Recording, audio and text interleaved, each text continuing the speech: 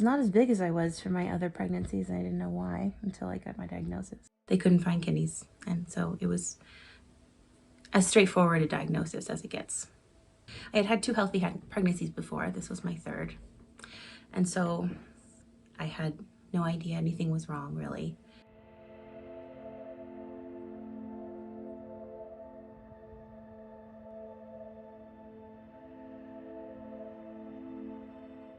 But we got to hold him and see him, and he was beautiful. Just, he had my husband's nose. Yeah, it was kind of remarkable. There's the old ultrasound I put in there. And a little blanket that they wrapped him in and took pictures.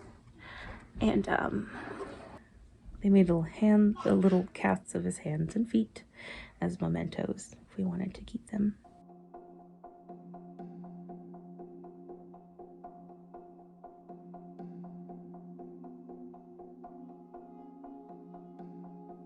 So we know from research on places that have enacted restrictions that it does indeed push people out of state or sometimes 2 or more states away. And it also makes it more likely people will present for abortion later in pregnancy. And a lot of that has to do with having to overcome hurdles and find funding.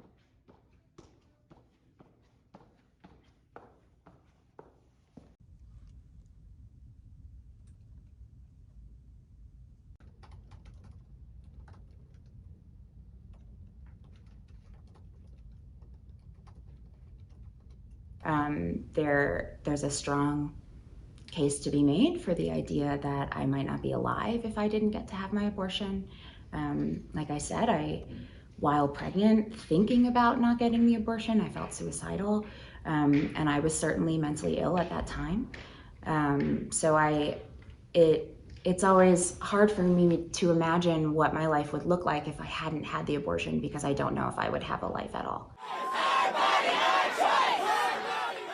When I first saw the message, Supreme Court poised to overturn Roe v. Wade and leaked opinion, I didn't want to believe it. I felt shock, and then the shock subsided pretty quickly, and it was replaced with just so much anger and despair. I think the reasons people seek later abortion are as varied as the circumstances of people's lives.